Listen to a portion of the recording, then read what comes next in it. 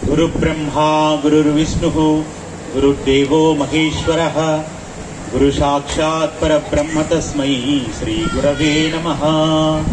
परिपूर्णानंद चरणौ मनसा स्मरामि श्री श्री परिपूर्णानंद चरणौ शिरसा नमामि।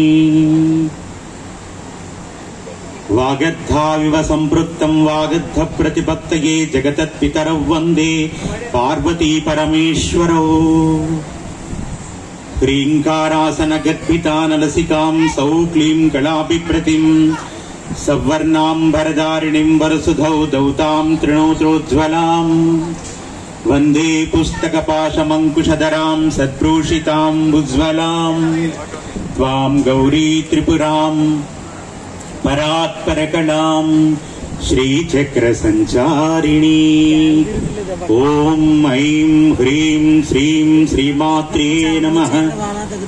ॐ ऐं ह्रीं श्रीं श्रीमात्रे नमः।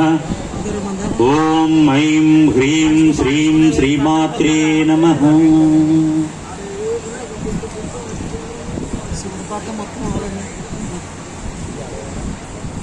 మనం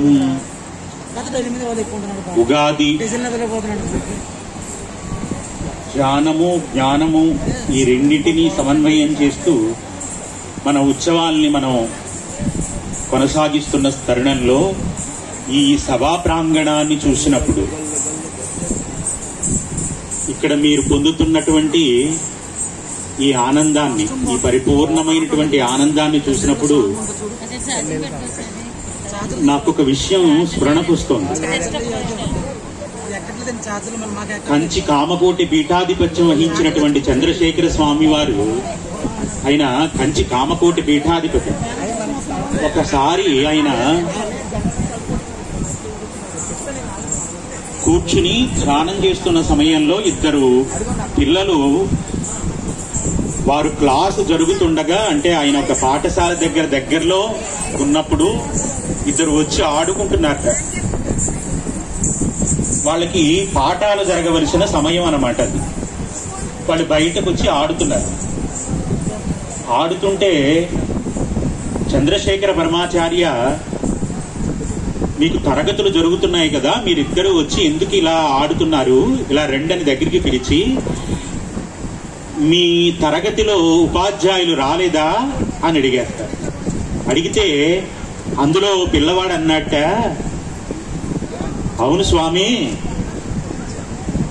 ఇవాళ ఉపాధ్యాయులు రాలేదు, అందుకే మేము అక్కడ కూర్చునే కంటే బయటకు వచ్చి ఆడుకుంటే మాకు ఆనందంగా ఉంటుందని ఆడుకుంటున్నాము అన్నట్ట. ఇంకొక కుర్రవాడు అన్నట్ట, లేదు లేదు స్వామి, వీడు అబద్ధం చెప్తున్నాడు, మాకు తరగతి గదిలో పాఠం చెప్పేటువంటి ఉపాధ్యాయులు వచ్చారు, కానీ మాకే పాఠం వినడానికి ఇష్టం లేక బయటకు వచ్చి మేము ఆడుకుంటున్నాం అని చెప్పారు. చంద్రశేఖర పరమాచార్య, వీరిద్దరిలో ఎవరు నిజం చెప్తున్నారో నిజం చెప్పండి అన్నారు. అంటే వాళ్ళిద్దరూ నాది నిజం అంటే నాది నిజం అని చెప్పారు. చెప్తే ఎవరినో పిలిచి అన్నారట, వీరి తరగతికి వస్తున్నటువంటి ఉపాధ్యాయులు అక్కడ ఉన్నారా లేరా ఒకసారి కనుక్కోమన్నారు. అక్కడ ఉన్న వాళ్ళు వెళ్ళి ఆ తరగతిని పరీక్షిస్తే ఆ రోజు, అంటే ఒకడు చెప్పింది అందులో నిజమే.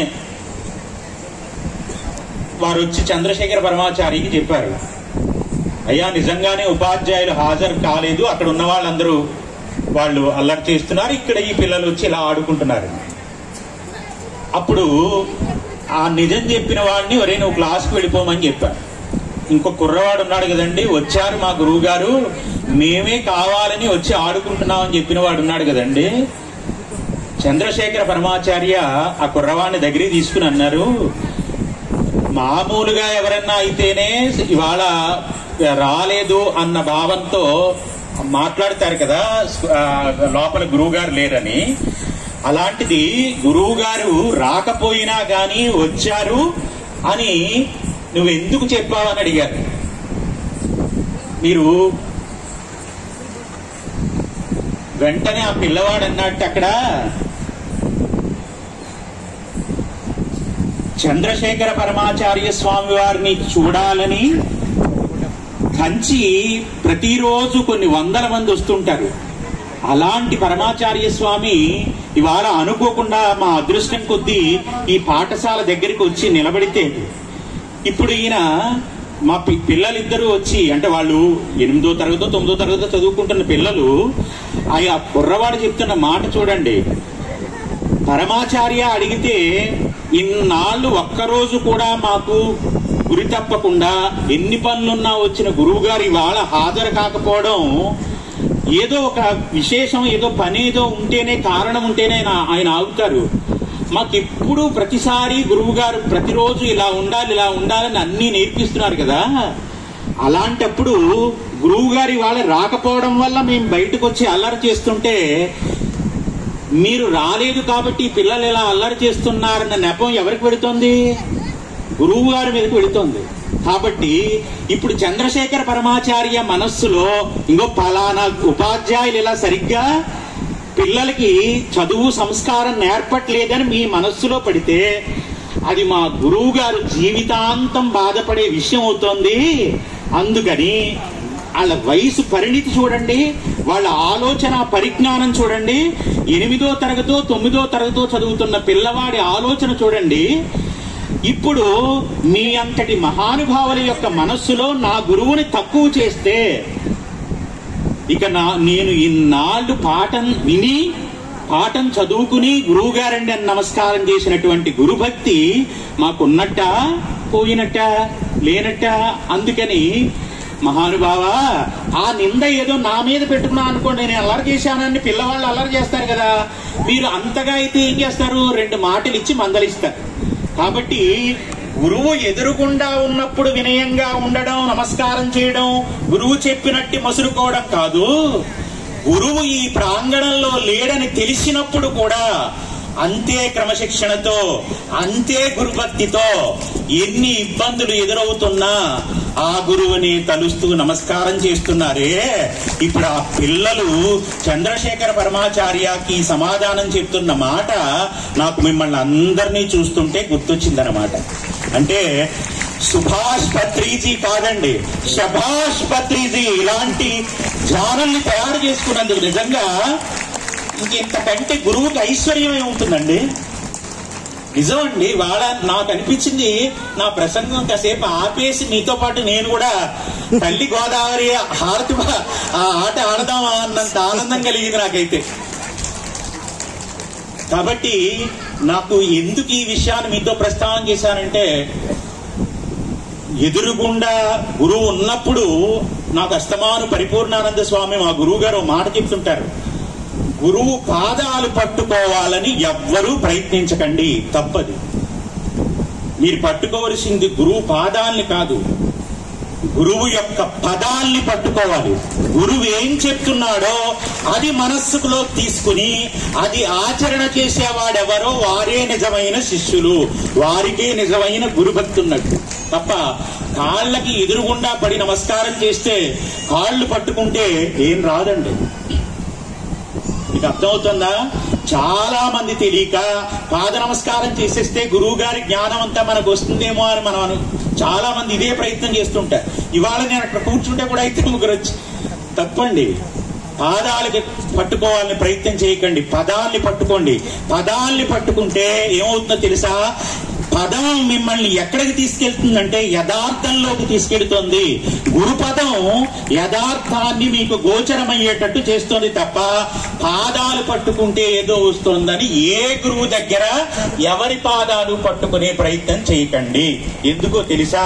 మీకు నిజంగా పాదాలకి నమస్కారం చెయ్యాలంటే ఈ లోకంలో మీ చేత నమస్కారం పొందగలిగిన శక్తి ఉన్న వాళ్ళు ఎవరో తెలుసా అండి?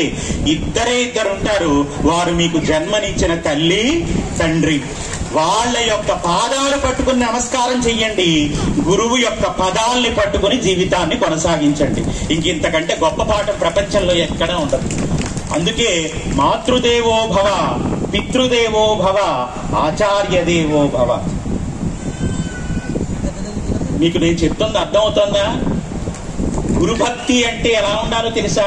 ఆ పదాల్ని జీవితంలో అనుభవించుకుంటూ ఆయన ఇక్కడే ఉన్నట్టు మీరందరూ భావన చేస్తూ, నిజంగా నాకు దివ్యానుభూతి ఆయనతో. వారు శరీరులై ఉండగా కొప్పవరంలో చోట పిరమిడ్ కి ధ్యాన కేంద్రంలో నేను ప్రసంగం చేయడానికి వచ్చాను.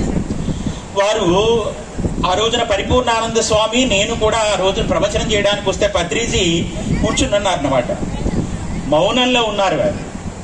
ఆయన మౌనంతోనే మమ్మల్ని ఇద్దరిని దగ్గరికి పిలిచి, పరిపూర్ణానంద స్వామి పత్రిజీ అంత క్లోజ్ గా ఉంటారో నేను చెప్పక్కర్లా, అందుకని మమ్మల్ని ఇద్దరిని పిలిచి ఆయన ఏమన్నారంటే, అప్పుడు ఇది ఇంకా పూర్తి అవ్వలేదండి, 10 ఏళ్ల క్రితం కూడా నేను చెప్తున్నాను. పత్రిజీ ఏం చెప్పారో తెలుసా అండి మాతో? గోదావరి గట్టున ఒక పిరమిడ్ సంకల్పించి జరుగుతోంది, ఏ రోజుకైనా మీ గురు శిష్యులు ఇద్దరు అక్కడికి వచ్చి మళ్ళీ అడుగు పెట్టి ప్రవచనం చేయాలండి అని అడిగారు. నేను పరమ సత్యం చెప్తున్నాను, ఇవాళ ఇక్కడ ప్రవచనం చేయడానికి నాకు ప్రేరణ ఎవరో తెలుసా? వారి మాటే. మీరు ఎంత భక్తితో అయితే నమస్కారం చేసి వారికి జైజేలు పలుకుతున్నారో, నేను కూడా సహృదయంతో వారికి అలాగే జైజేలు అర్పిస్తున్నాను. ఎందుకంటే నన్ను తీసుకొచ్చింది వారే ఇక్కడికి. నేను ఎవరో పిలిస్తే రాలేదండి. ఎందుకని అంటే, మీకు నిజమైన గురుభక్తి ఉంటే మీరు ఎక్కడున్నా ఇక్కడికి తీసుకురాబడతారు. మీరందరూ ఎవరో తెలుసా అండి? గురువుని గుండెల్లో పెట్టుకుని ఆ గురుభక్తిని మనస్సులో, ఆయన పదాలన్నింటినీ కూడా మనస్సుని ఉంచుకుని నిరంతరం మీ జీవితాన్నంతటినీ సుగమం చేసుకునే ప్రయత్నం చేస్తున్నారే. లోకంలో ఒక పదం మీరు విన్నారో లేదో, పతివ్రత అంటే మనకి చెప్తుంటారు కదా, పతినే వ్రతంగా పెట్టినటువంటి మహాసాధ్వి. వాళ్ళు ఏ స్థాయికి వెళ్ళిపోతారంటే, అవసరమైతే సూర్యోదయాన్ని ఆపేస్తుంది, అవసరమైతే చంద్రోదయాన్ని ఆపేస్తుంది. కాదు, పతిని వ్రతంగా పూరిన అనసూయ ఏ స్థాయికి వెళ్ళిపోయిందంటే, బ్రహ్మ విష్ణు మహేశ్వరుల్ని కూడా చిన్నపిల్లల్ని చేసి ఉయ్యాల వేసి ఊపే స్థాయికి వెళ్ళిపోయింది. అంటే పతిని వ్రతంగా పూనితే ఏ స్థితికి ఎదుగుతారో ఇంకొక స్థితి ఉంది. మరి ఆడదానికి పతియే ప్రత్యక్ష దైవం. అందుకే నేను అస్తమానం చెప్తుంటాను, తల్లి తండ్రికి నమస్కారం చెయ్యండి. ఇంకెప్పుడైనా మీకు నమస్కారం చెయ్యాలంటే శ్రావణ శుక్రవారం రోజునైనా తాళి కట్టిన భర్తకి నమస్కారం చేయమని చెప్పింది సనాతన ధర్మం. మీరు గుర్తుపెట్టుకోండి. ఇది నేను మగవాళ్ళందరూ మెచ్చుకుంటారని చెప్పట్లేదండి, నేను ఇలాంటి మాట, ఇది సనాతన ధర్మంలో ఉన్నమాట. ఎందుకో తెలుసా? ఆడదానికి ఇక ఏ దేశంలో లేనంత గొప్ప స్థితి ఒక్క భరత భూమిలోనే ఉన్న స్థితి ఏంటో తెలుసా అండి? ఇక్కడున్న ఆడవాళ్లకు ఉన్నంత గౌరవం అసలు ఈ దేశానికి ఇంత పేరు రావడానికి కారణం ఏంటో తెలుసా అండి? లోకంలో చాలా మంది అనుకుంటారు ఇది తపభూమండి, మహానుభావులందరూ పుట్టారండి, మహాపురుషులందరూ ఉద్భవించారండి, కృష్ణుడు పుట్టాడు, రామచంద్రమూర్తి పుట్టారు, ఇవన్నీ నిజమే. కానీ ఈనాటికి కూడా భారతదేశం ప్రపంచ పటంలో విశ్వగురు స్థానంలో ఉండి నమస్కరింపబడుతోందంటే కారణం ఎవరో తెలుసా అండి?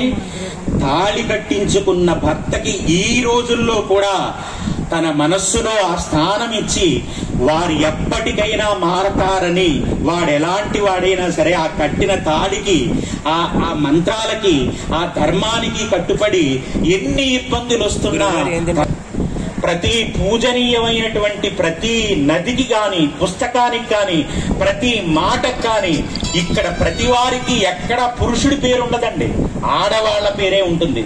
అది గోదావరి మాత. పురుషుడి పేరా అది? కాదు. మీరు చూడండి, గంగమ్మ పురుషుడి పేరా అది? సరస్వతి, యమున, మీరు ఏది చూడండి, లోకంలో ఎక్కడ పూజనీయమైన వస్తువు వస్తున్నా అది అమ్మా అన్న పిలుపుతోనే ప్రారంభం అవుతోంది, స్త్రీ అన్న వాచకంతోనే మొదలవుతోంది. అందుకే మీకు లోకంలో మిగతా ఏ మతాలలోని కూడా ఆడదానికి లేని గౌరవం ఒక్క హిందూ సనాతన ధర్మంలో మాత్రమే స్త్రీకి ఇంత ఔన్నత్యాన్ని, ఇంత గౌరవాన్ని, ఇంత ఖ్యాతిని కట్టబెట్టిన ఏకైక దేశం ప్రపంచ పటంలో ఎక్కడైనా ఉంటే అది నా భారతదేశం మాత్రమే. గుర్తుపెట్టుకోండి మీరు బాగా. అందుకే ఏ దేశమేగినా ఎందు కాలుడినా పొగడరా నీ తల్లి భూమి భారతిని, నిలపరా నీ జాతి నిండు గౌరవము. అందుకే వారు శరీరంతో లేకపోయినా ఈ కార్యక్రమానికి దీప ప్రజ్వలన ఎవరు చేశారండి? స్వర్ణమాల మాతాజీ వచ్చారా ఇక్కడికి? మనందరికీ తల్లి కదండి ఆవిడ. గట్టిగా ఒకసారి చప్పట్లు కొట్టండి. ఈ కార్యక్రమం ఇంత దిగ్విజయంగా జరగడానికి ఆ తల్లి ప్రేరణ కదా. ఎందుకని? ఆయన శక్తిని అంతటినీ సగభాగం పొందిన అర్ధనారీశ్వరి ఆవిడ. అందుకనే బద్రీజీ యొక్క శక్తి అంతటినీ తనగా వచ్చి వాళ్ళ దీప ప్రజ్వాలన చేసి ఈ రోజు ఇంత కార్యక్రమం జరుగుతోందంటే నేను కూడా ఆవిడ ఆశీర్వచనం ఎక్కడున్నారో మరి ఆ తల్లి నన్ను దీవించాలని మనస్ఫూర్తిగా నమస్కారం చేస్తున్నానమ్మా. అందుకని మీరు గుర్తుపెట్టుకోండి, మాతృదేవో భవ, ఆడదానికి ఇంత గౌరవ స్థానం ఇచ్చినటువంటి చోటు ఈ చోటు. మీకు దేవతలు కూడా ఏమని ప్రార్థన చేస్తారంటే తెలుసా అండి? మళ్ళీ జన్మంటూ ఉంటే, మానవ జన్మంటూ ఉంటే నేను ఇంకా ఏ దేశంలోని పుట్టకూడదు, భరత భూమిలో పుట్టించమని భగవంతుణ్ణి నిరంతరం కోరుకునే ఏకైక కర్మభూమి, పుణ్యభూమి ఎక్కడైనా ఉంటే అది ఒక్క నా భరత భూమి మాత్రమే. ఎంత గౌరవం అంటే మీకు ఒక చిన్న మాట చెప్తే మీరు బాగా జ్ఞాపకం పెట్టుకుంటారు. మహానుభావుడు వివేకానంద స్వామి అమెరికా వెళ్ళారు. ఇవాళ నేను చెప్పిన సమయానికే వచ్చాను, కానీ నా సమయం మాత్రం కొంచెం తక్కువైంది కాబట్టి నేను అది దృష్టిలో పెట్టుకొని మీకు ప్రవచనం చేసే ప్రయత్నం చేస్తున్నాను. ఆయన ప్రవచనం చేస్తున్నప్పుడు ఆ ప్రవచనానికి ఎవరు, అమెరికాలో ఆయన ప్రసంగం చేస్తున్నాడు ఆయన వివేకానంద స్వామి గారు. అనేక వేల వందల మంది ఆ ప్రసంగంలో ఆయన యొక్క మాట విని ఆయన యొక్క స్వరద్రూపం చూసి కొంతమంది నమస్కారం చేశారు, కొంతమంది చాలా నిండు యవ్వనంలో ఉన్న ఆయన అందుకని భరత భూమి నుంచి వచ్చిండని, ఇంత వాగ్దాటి ఉన్నవారండని చాలా సంతోషించారు. కొంతమంది కరచలనం చేస్తే ఆయన చెయ్యిలా ఎత్తి నమస్కారం చేసేవారు. చేసి నమస్కారం చేస్తే ఏ స్త్రీ వచ్చినా సరే కానీ మాత్రం మగవాళ్ళకి కరచలనం ఇచ్చి స్త్రీకి మాత్రం ఆయన ఎక్కడ చూస్తున్నా ఇలా నమస్కారం చేశారు. నమస్కారం చేస్తుంటే అందులో కొంతమంది ఆడవాళ్ళు బాగా కోటీశ్వరులైనటువంటి వాళ్ళ యొక్క బిడ్డలు ఆయన నిండు యవ్వనంలో ఉన్నారండి. ఆయన రూపం చూసి స్వామీజీ అతిథి సేవా గృహంలో ఉన్నప్పుడు ఆయన దగ్గరికి వెళ్ళి నిండు యవ్వనంలో ఉన్న ఒక స్త్రీమూర్తి ఆయన దగ్గరికి వెళ్ళి తన కోరికను వెళ్ళబుచ్చింది. ఏమనో తెలుసా? మీరు చాలా అందంగా ఉన్నారు, నాకు కోరిక ఏంటో తెలుసా? అందమైనటువంటి బిడ్డను పొందాలని. నేను ఇంకా వివాహం చేసుకోలేదు, మీకు ఇష్టమైతే మిమ్మల్ని నేను వివాహం చేసుకుందాం అనుకుంటున్నాను అంది. ఆవిడ ఎలాంటి ఆవిడో తెలుసా అండి? ఆవిడకున్న కోట్లు లెక్క పెట్టడానికంట, ఆవిడ ఐశ్వర్యం లెక్క పెట్టడానికి 100 మందిని జీతం పెట్టినా నెల రోజులు కాదు కొన్ని సంవత్సరాలు పెట్టినా ఎక్కడ ఎంతంత ఐశ్వర్యం ఉందో లెక్క పెట్టలేనంత మహదైశ్వర్య సంపత్తురాలైనటువంటి కోటీశ్వరుల యొక్క బిడ్డ వచ్చి ఏది నిరాధారంగా నిలబడిపోయి తాను కట్టుకున్న బట్ట తప్ప ఇక ఏమీ లేని వివేకానంద స్వామి వారి యొక్క రూపము, ఆ మాట, ఆ జ్ఞానము చూసి నీలాంటి భర్తని పొందాలని నాకు కోరికగా ఉందని స్వామీజీ దగ్గరికి వెళ్ళాడు. ఇంకెవరైనా అయితే కనుక నేను సన్యాసిని, కాషాయం కట్టుకున్నాను, నీకు ఏం మాట్లాడుతున్నావనో, లేకపోతే ఆవిడ ఐశ్వర్యం చూసి వేరు మాటో ఇంకేదైనా మాట్లాడి ఉండవచ్చు. కానీ వివేకానంద స్వామి పుట్టింది ఎక్కడో తెలుసా?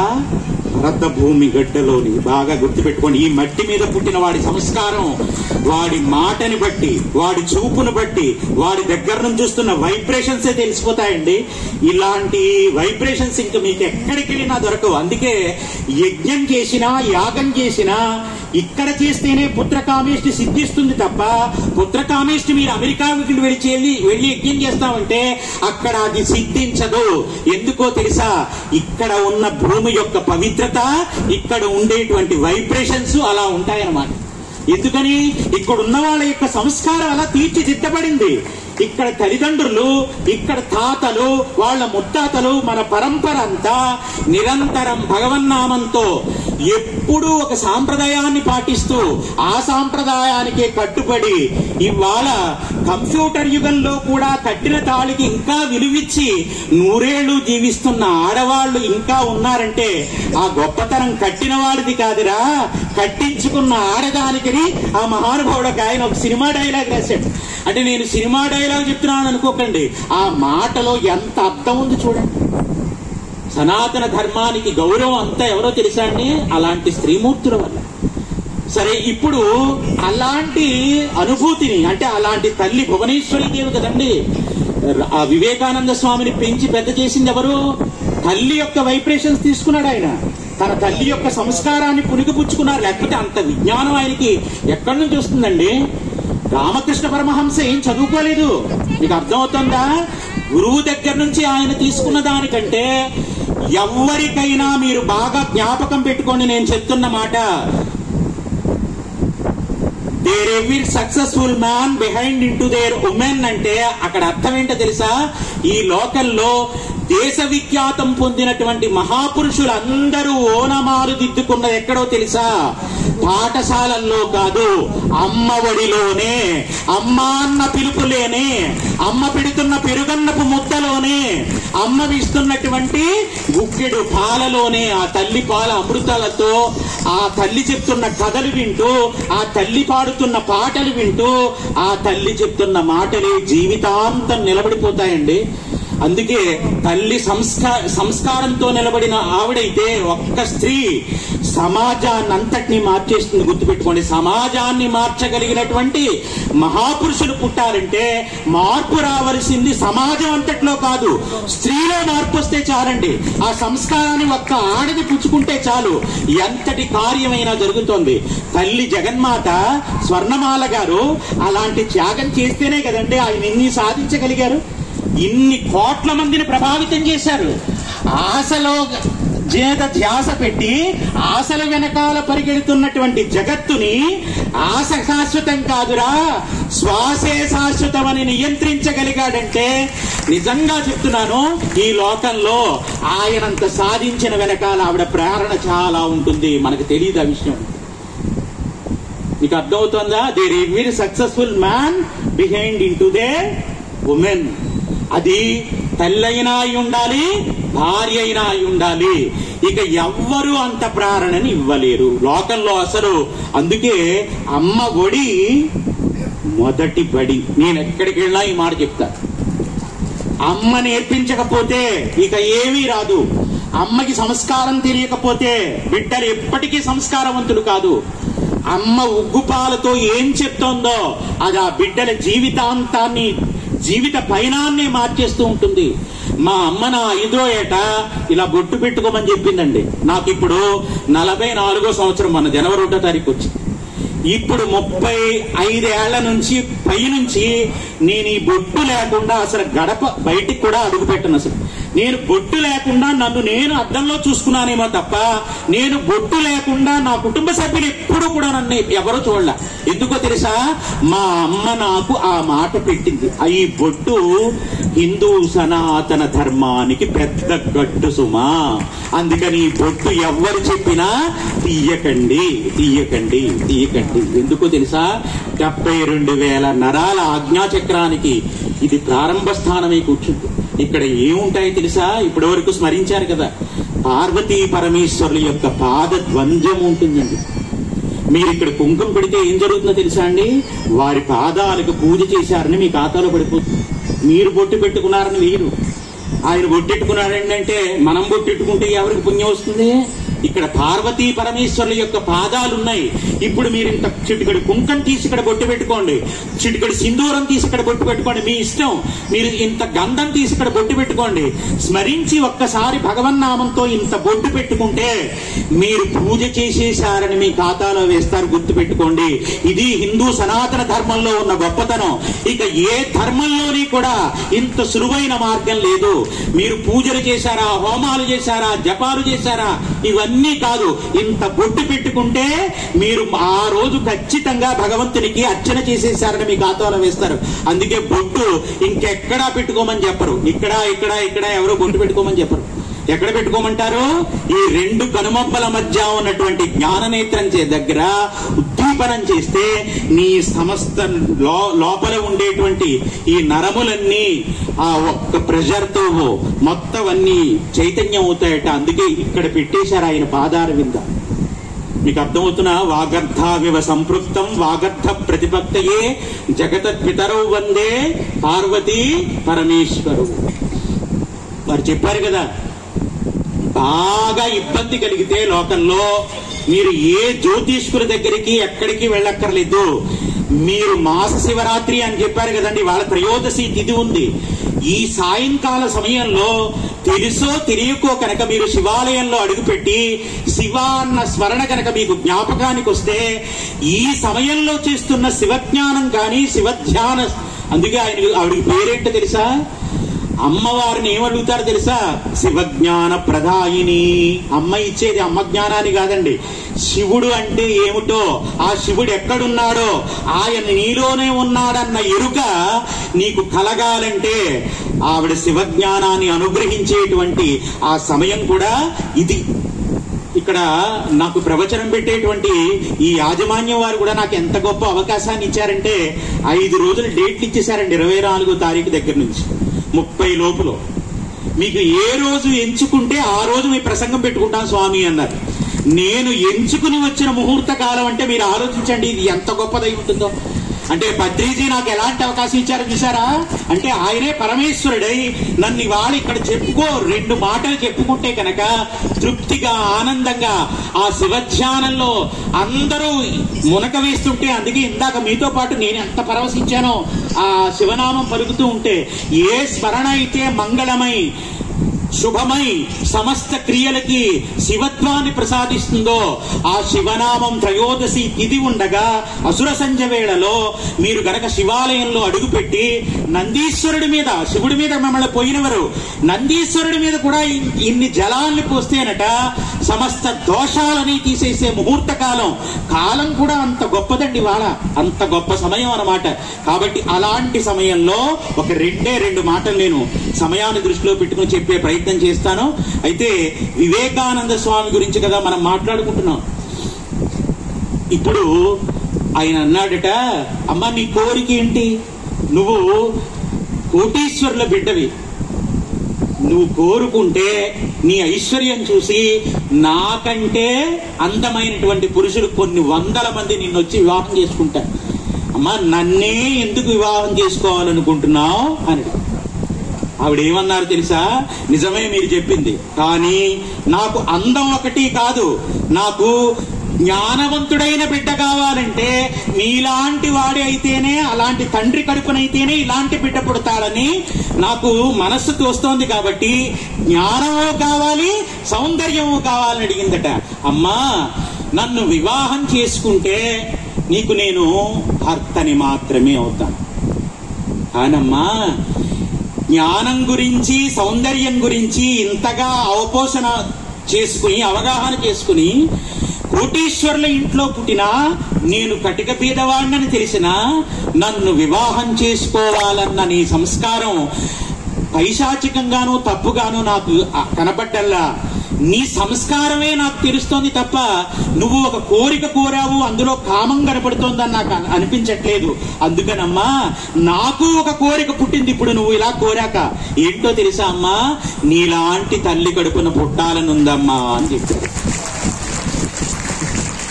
గట్టిగా. ఇంకా వివేకానంద స్వామి వారి మాటకి ఇంకా గట్టిగా, ఎంత గొప్ప మాట అండి.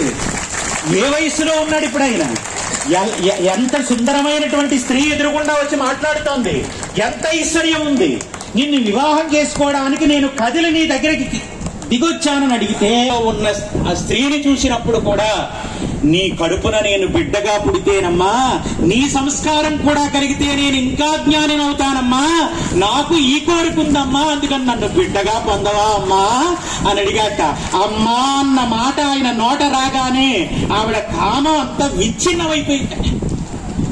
ఏమి వివేకానంద స్వామి తెలుసా అండి? మహానుభావుడండి. కాళ్ల మీద పడి నమస్కారం చేసి అంతటా ఇలాంటి గురువు కోసం కొన్ని 100 సంవత్సరాలు ఎదురు చూసినా కోట్ల మందిలో ఏ ఒక్కడికో దొరుకుతాడు ఇలాంటి గురువు.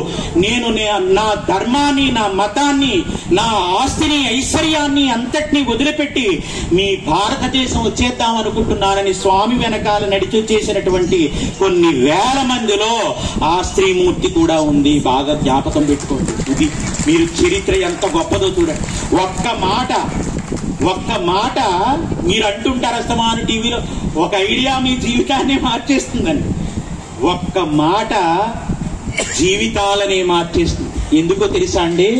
తల్లి ప్రేరణ, అమ్మా అన్న మాటలోంచి వచ్చిన అమృతత్వం, ఆ భువనేశ్వరీదేవి ఇచ్చినటువంటి ప్రేరణ ఆ వివేకానంద స్వామిని అంత వివేక జ్ఞానిని చేసిందట. అందుకే నేను అస్తమానం చెప్తుంటాను, మీరు ఎప్పుడైనా పాదాలు పట్టుకుని నమస్కారం చేస్తే తల్లి తండ్రికి నమస్కారం చెయ్యండి. ముఖ్యంగా తల్లికి నమస్కారం చెయ్యండి. తల్లికి నమస్కారం చేస్తే, నేను మళ్ళీ చెప్తున్నాను, ఇది శాస్త్రవచనం. కాశీలో 100 సార్లు మణికర్ణికా ఘాట్ లో వెళ్లి అభిజిత్ లగ్నం ఉండగా 100 సార్లు గంగా స్నానం చేసిన వాడు ఎలాంటి పుణ్యాన్ని పొందుతాడో, తన కన్న తల్లి కాళ్ళు పట్టుకుని మనసారా నమస్కారం చేసిన వాడు అంతకంటే 1,000,000 రెట్లు ఎక్కువ పుణ్యఫలాన్ని పొందుతాడు. గుర్తుపెట్టుకోండి. ఇది ఈ దేశం యొక్క సాంప్రదాయం మాత్రమే కాదు, ఇదే సనాతన ధర్మం చెప్తున్నటువంటి మాట. మీకు దేవుళ్ళు ఎక్కడికో వెళ్ళాలి, అక్కడికి వెళ్ళాలి, ఇక్కడికి వెళ్ళాలి అనుకోకండి. మీకు జన్మనిచ్చిన తల్లిదండ్రుల కంటే గొప్ప దైవాలు ఇంకెక్కడా లేరు. వారి జన్మ ఇచ్చారు కాబట్టే మీరు ఇవాళ ఈ స్థాయికి వెళ్లి జ్ఞానాన్ని పొందగలుగుతున్నారు. కాబట్టే మీరు ఎప్పుడైనా పాదాలు పట్టుకుంటే తల్లిదండ్రుల పాదాలు పట్టుకోండి. ఏ గురువు మాట్లాడుతున్నా కూడా అందులో బాగుంది ఈ విషయం అనుకుంటే మాత్రం ఆయన పదాన్ని మాత్రమే పట్టుకోండి. ఎవ్వరి పాదాలు మాత్రం పట్టుకోకండి. ఎందుకంటే ఎవ్వరి పాదములు పట్టుకున్నా ఉద్ధరే ఆత్మనాత్మానం, ఎవరి వారిని ఉద్ధరించుకోవడమే తప్ప ఎవరు కాళ్ళు పట్టుకున్నా ఎవరిని ఉద్ధరించలేరు. ఇది గీతావాక్యం, గుర్తుపెట్టుకోండి. మీ ప్రయత్నం మీరు చెయ్యాలి తప్ప నేను గురువు కాళ్ళు పట్టుకుని వెళ్ళిపోతానన్నంత అజ్ఞానం ప్రపంచంలో ఇంకెక్కడా లేదు. అలా ఎక్కడా ఏ శాస్త్రమూ చెప్పలేదు. గుర్తుపెట్టుకోండి. సరే, ఇప్పుడు ఇంతకీ నేను